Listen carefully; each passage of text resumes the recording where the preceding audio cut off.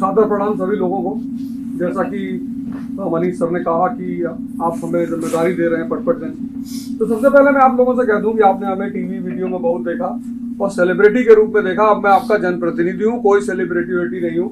आपको जब भी मुझसे मिलना हो, जो भी मुझसे बात कहनी हो, आप एकदम खुलकर मुझसे कह सकते हैं। तो मैंने से बहुत सारे लोगों से जिससे इस समय मिलता जा रहा हूँ, तो जी मैंने आपको वीडियो में देखा, अब मैं आपके सामने हूँ, अब वीडियो में देखने की कोई जरूरत नहीं है। दिल्ली में ही मेरे 7 IAS ऑफिसर हैं पिछले 25 साल की अपने शिक्षा कैरियर में।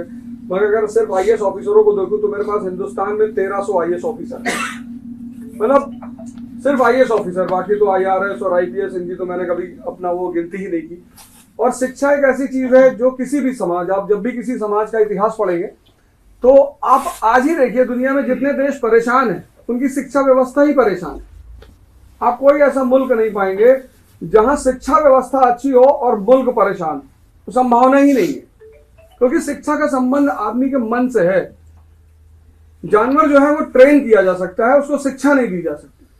सिर्फ इंसान है जिसको शिक्षा दी जाती है, और शिक्षा का सिर्फ एक उद्देश्य होता है कि उसकी यहाँ की रोशनी को जला दिया जाए, कि वो उसको दिखाई पड़ने लगे कि सही क्या है और गलत क्या है।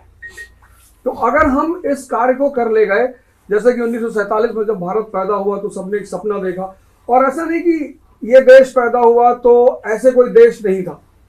1787 में अमेरिका भी पैदा हुआ, हमसे बुरी हालत थी उसकी, 13 राज्य थे उसके पास, और सब झोपड़पट्टी स्लम एरिया, ये हालत थी 1787 में। लेकिन उन्होंने अपनी शिक्षा पर ध्यान दिया और 1945 में विश्व की शक्ति बन गए।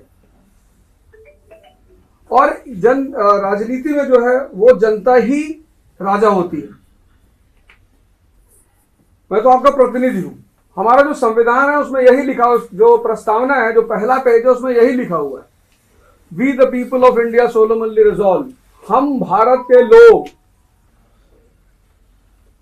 तो ये जो आप बैठे हैं, इस देश के असली राजा आप हैं, सत्ता आपको दी गई है, और आपको इस सत्ता के साथ ये अधिकार दिया गया है कि आप जिनको चाहें उसका अपना प्रतिनिधि चुन सकते हैं।